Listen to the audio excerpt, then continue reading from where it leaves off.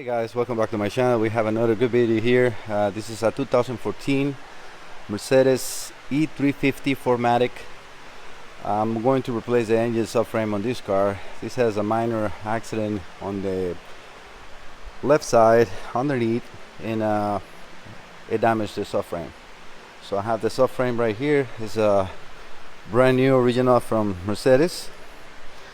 So I'm going to show you guys how this has to be done. The first thing that I do is set up a bracket on the top to support the engine. Sorry for the fingers in there. I want to show you.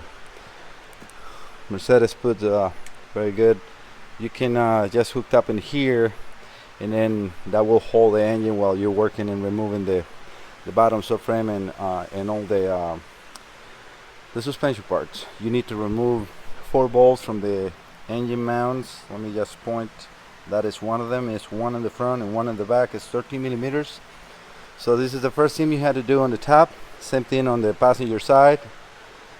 There is some heat shields that you have to fight a little bit, but those are not so bad. So I usually just bend it a little bit so they're out of my way, and I just remove the bolts.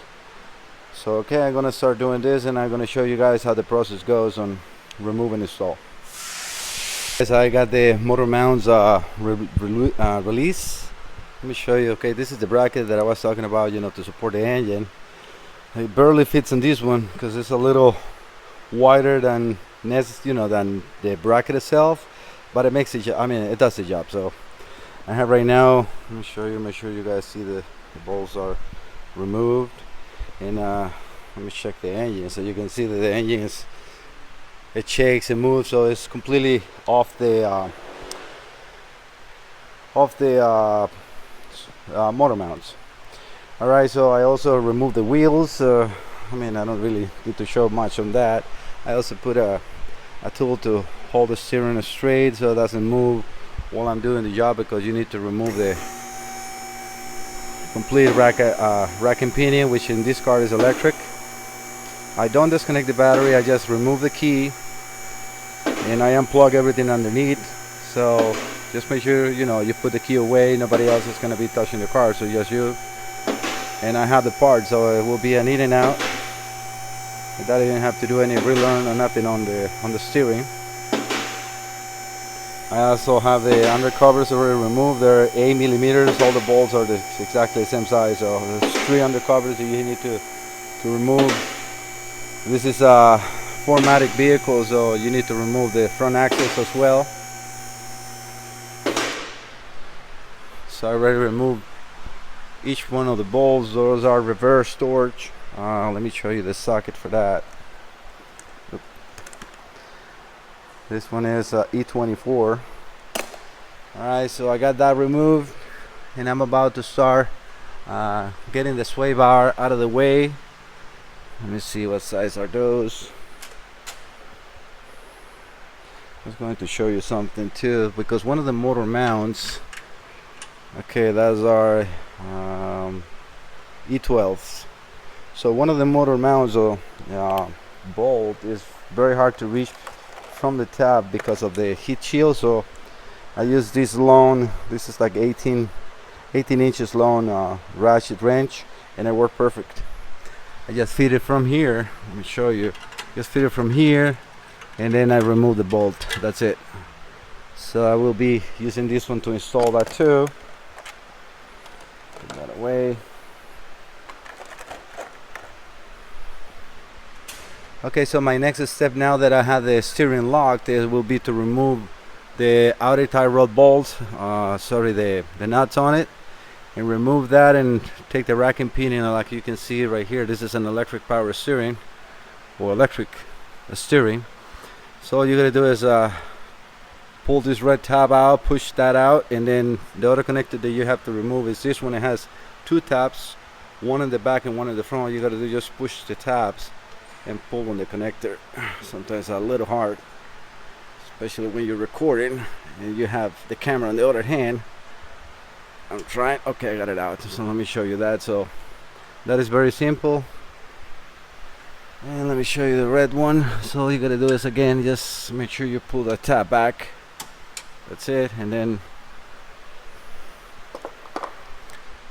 Just got the red top out of the way, as you guys can see, and then just push in here, wiggle the connection, and get it out. All right, so let me keep going, and I'll show you guys more of the process. Show you more of how much I got removed. So in this case, I'm just replacing the subframe. I leave the control arms attached to the knuckle. I just remove the front bolt for the axle, as you can see, and I'm about to remove the axle. I got the sway bar hanging, and I need to remove it from the shock absorber, you know, from the struts in the front. I also did remove now the steering. As you can see, the steering, electric steering is right here. It's very easy. It's just like I said, you lock the steering on place, and make sure you don't move it too much, because this has like these plastic in here. It kind of like secures that you are going to put the steering on the same position. So that's very easy. The holding bolts for the power steering are 18 millimeters, and the two nuts for the tie rods are 21. Also, the racking pinion has a torch E12 on the side, like on this side, on the driver's side. It holds onto the subframe, right, this hole right here. What else you need to remove in this case? You know, since it's a 4Matic, has this sensor for the suspension. Sorry, that's a microphone. What else? So no, I think that's pretty much what I got removed. Well, I removed, of course, all the bolts for the control arms. The ones on the center of the car, or closer to the center, those are 20 millimeters in each side. And then the ones on the front, which is the bigger control arm, is E20 with a 21 nut. So let me see if I can remove that sway bar from the struts and keep going. But everything is going very smooth, no problem so far. The axles out, as you can see, they're already removed from the front differential. They're pretty easy to remove. I'm gonna show you the axles here and see how, you know, you guys see how they look. The driver's side is a lone axle, and it has a ring. I don't know how you call that, a cutter pin or a ring pin. It's this one. So you just need is a plier for that, and then you just hit softly the axle out, and it comes out. Same thing is on the other side. What I do is I usually just use the pry bar, one of these pry bars, with a hammer, and then just softly tap it. And the plier that I was talking about is this one. So I'm pretty much ready to remove the subframe by now. I have again, the engine is removed from the subframe. You can see the motor mounts are completely loose.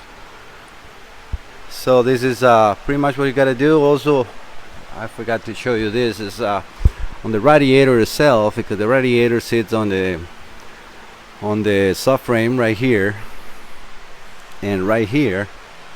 So what I do is I just secure it with the plastic wire ties to the frame up top, because it's not really heavy, so it holds it in place while I'm removing the subframe. So the subframe bolt, let me see, I think I have it here. It might be the same E20. No, it's not the E20. So let me see which one is that one. Might not have it outside. Hold on one second, guys.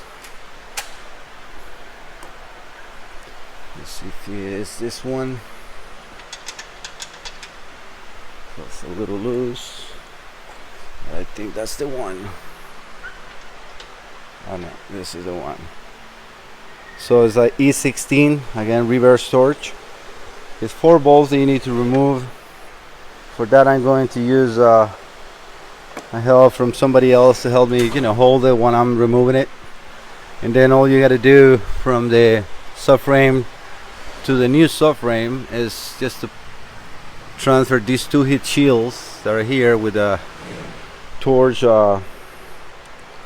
bolt. I will show you when that is on the floor, but I'm going to remove the subframe right now. Guys, I already put the new subframe in place. So you can see we got the bolts in it. It's pretty simple. Like I said, all you got to transfer is these clips that hold the undercovers and the 2 heat shields, which are T25. So those are just 6 bolts, 6 small screws, and then again that's the new subframe. The other one is right there, and those are just the tags from the new subframe that I just used. I think I'm going to stop this video here. The process is just in reverse order. It's pretty easy, pretty simple. Hope you guys like the video. Don't forget to subscribe and like and share my videos if you want to, to share with your friends. Thank you so much and have a good day.